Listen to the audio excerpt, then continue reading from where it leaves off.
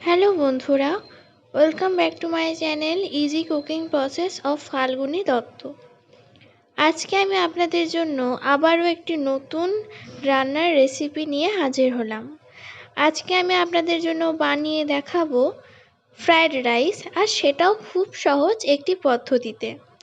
তো চলে আসুন, দেরি না করে এই রেসিপিটি চটপট স্টার্ট করে নেওয়া যাক। তো তার জন্য আমি প্রথমেই একটি কড়া নিয়ে নিয়েছি এবং তেল নিয়ে নিয়েছি। তার মধ্যে আমি দুটো পেঁয়াজ এভাবে কেটে এর মধ্যে ছেড়ে দিচ্ছি। এখন পেঁয়াজগুলো আমার ছাড়া হয়ে গেছে। এবার আমি পেঁয়াজগুলোকে লাল লাল করে এবার একটু ভেজে নেব। তো পেঁয়াজগুলো এখন আমার লাল লাল করে ভাজা হয়ে গেছে। এবার এর মধ্যে আমি দুটো গাজর এভাবে কেটে নিয়েছিলাম, সেটা এখন এর মধ্যে ছেড়ে দিচ্ছি। গাজরটাকেও আমি পেঁয়াজের মতো একটু ভেজে নেব। এবারে আমি গাজরটাকেও ভেজে নিয়েছি অল্প করে। এবার এর মধ্যে আমি দিয়ে দেবো হাফ পিস কেটে রাখা বাঁধাকপি, সেটা এর মধ্যে আমি অ্যাড করে দিচ্ছি।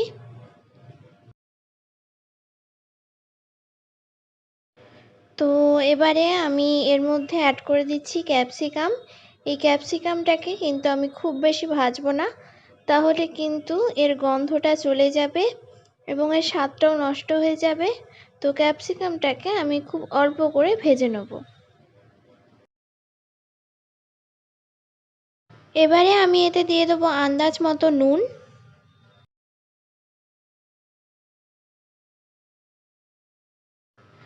তো আমার সবজিগুলো প্রায় মোটামুটি ভাজা হয়ে যাওয়ার পর আমি একটা পাত্রে এবারে তুলে নিচ্ছি সবজিগুলোকে।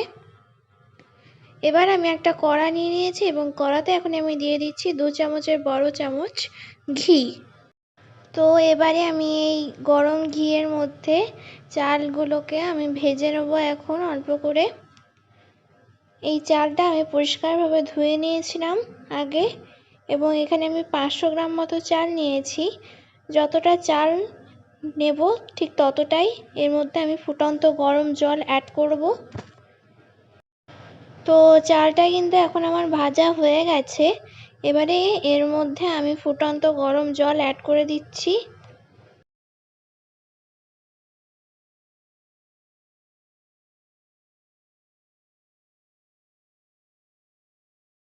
এবারে আমি এতে অ্যাড করে দেবো আন্দাজ মতো নুন,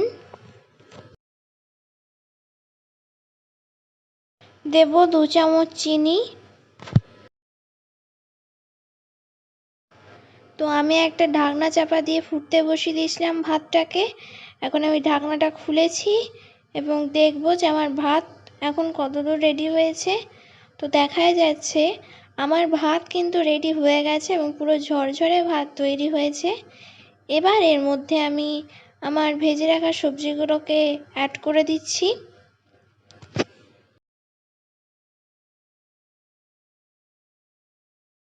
আমি এবারে সবজিগুলোকে ভাতের সঙ্গে ভালো করে মিশিয়ে নিলাম।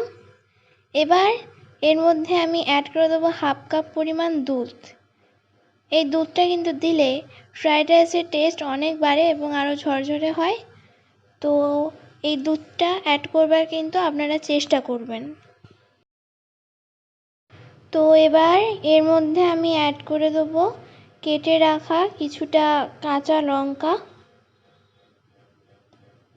এর মধ্যে আমি এখন সেটা দিয়ে দিচ্ছি। এবার এর মধ্যে দিয়ে দেবো কিছুটা পরিমাণে কাজু। তো পোলাও কিন্তু আমার এখন একদম তৈরি। এবার এর মধ্যে আমি সব শেষে অ্যাড করে দেবো 1 চামচ পরিমাণ ঘি, এবং ঘিটা ভাতের সঙ্গে ভালো করে একটু মিশিয়ে নেওয়ার পর আমি এটাকে সুন্দরভাবে একটা প্লেটে সার্ভ করে নিচ্ছি।